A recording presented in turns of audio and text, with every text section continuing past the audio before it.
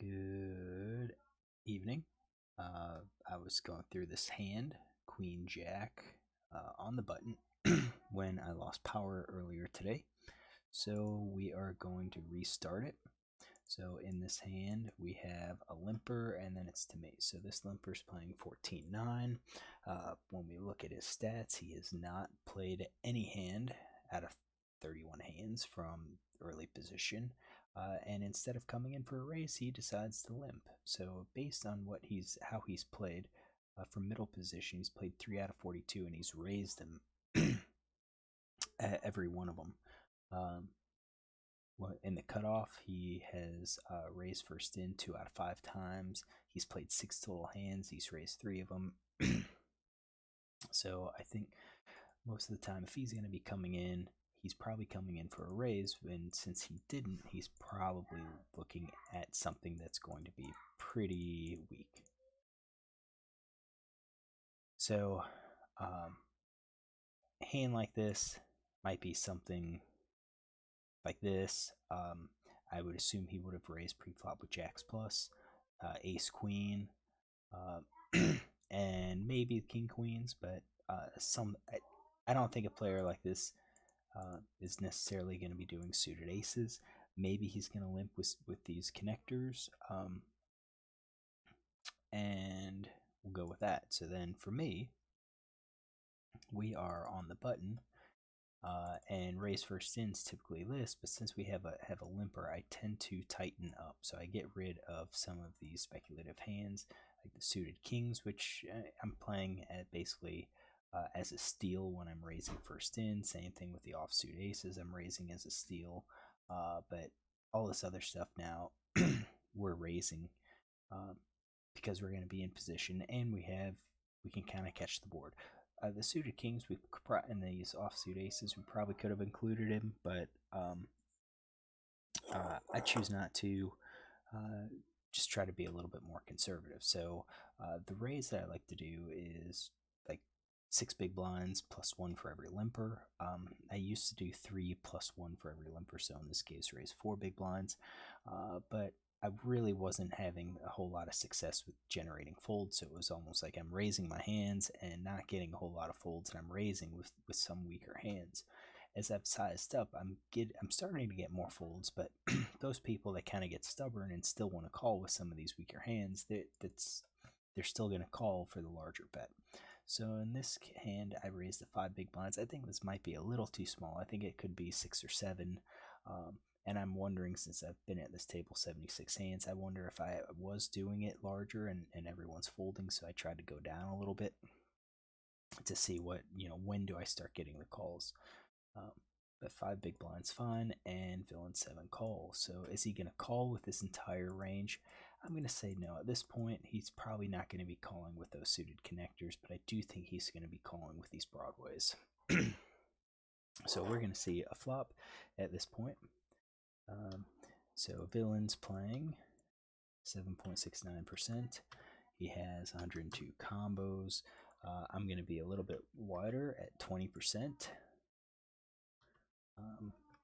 I have 270 combos, and we see a board of Jack of Hearts, 3 of Spades, 2 of Clubs.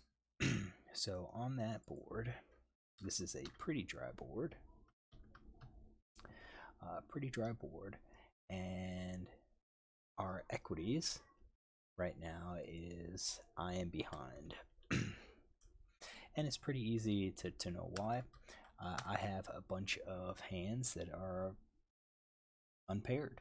I've got all of these that are unpaired. I have all these aces that are unpaired compared to this player who, basically connects with that top pair jack and then has these pocket pairs. So, the only unpaired hands that he has, king queens and ace 10 suited. So, yeah, he's going to figure to be ahead.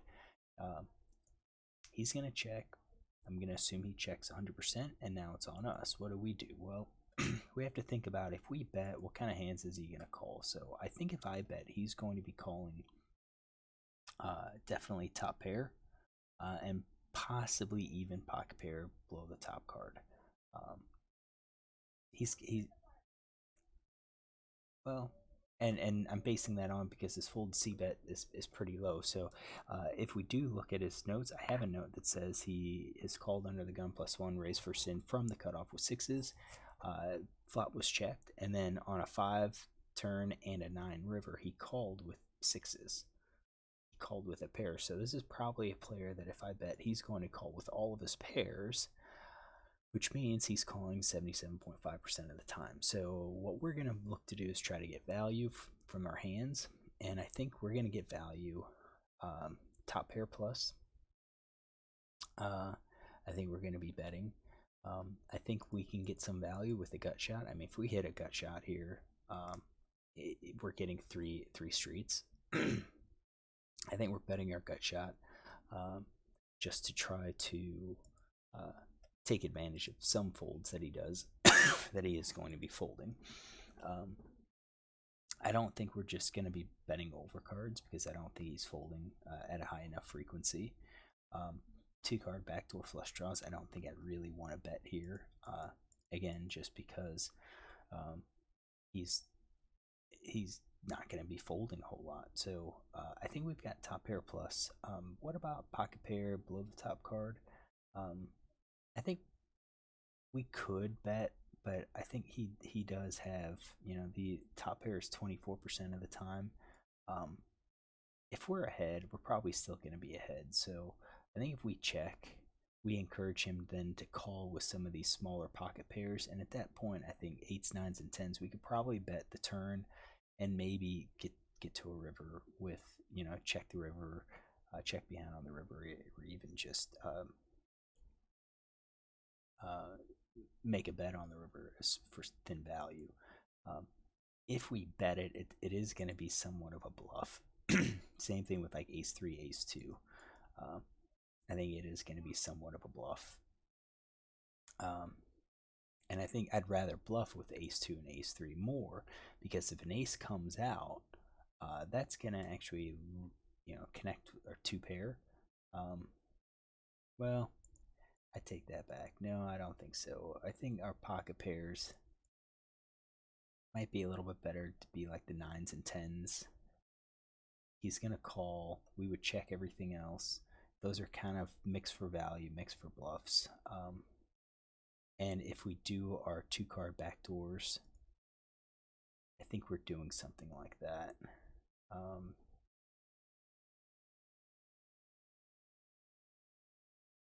Maybe those. We've got ace. We don't have the jack.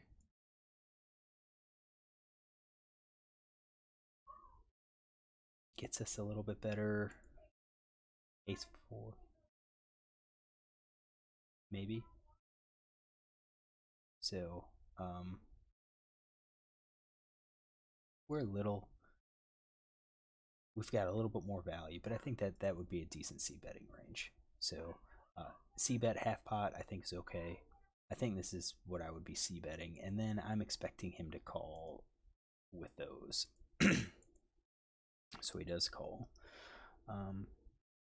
So we're going to see our turn. So they've called 77.5%. They've got 69 combos. We're not going to be C betting. And we're trying to play a little bit more exploitatively, because we don't think he's going to be folding a lot because he has pairs. So kind of minimize some of our bluffs, but we still have bluffs. All right, 9 of diamonds hits. How does that? If we're ahead, we're still ahead. I'm not too worried about that. You can see that our range is now ahead, 57.4% versus their 42.6%.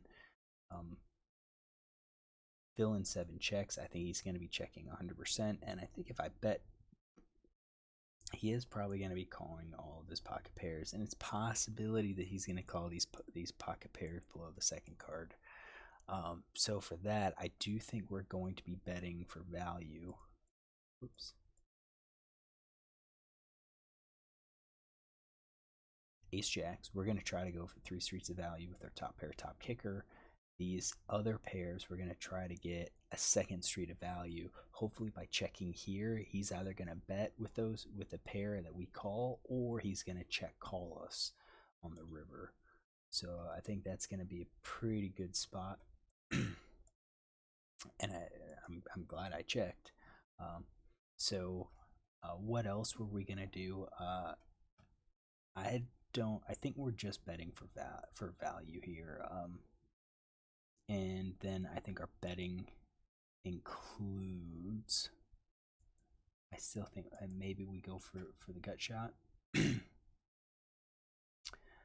think that's probably our betting range. So when I didn't bet, let's get this going. We've got top pair, pocket pair, we've got our no made hand. Let's get these out. Okay.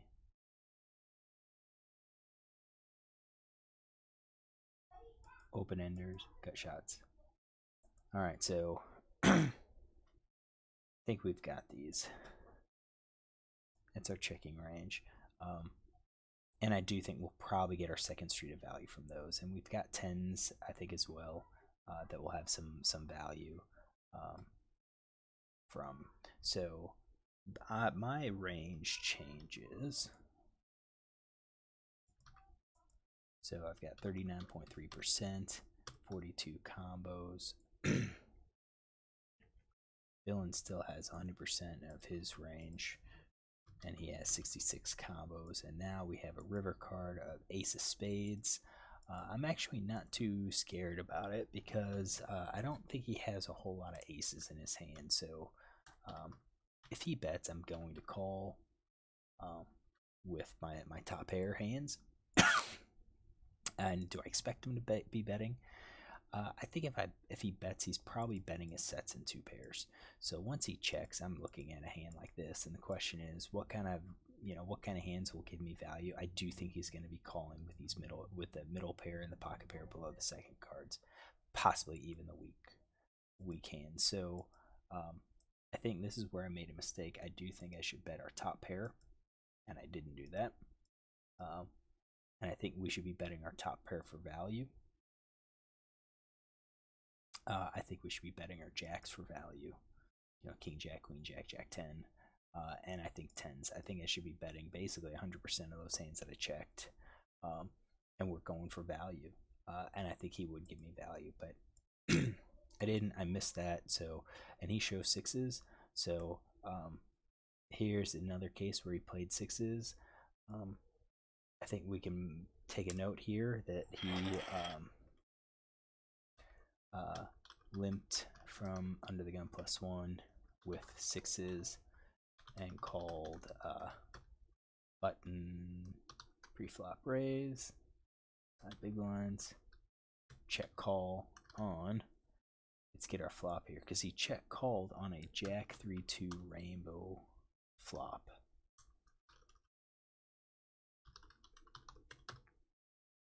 So kind of add that.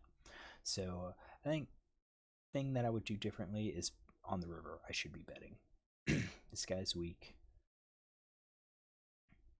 He's got pairs in his hand. He's willing to bet. We should attack that.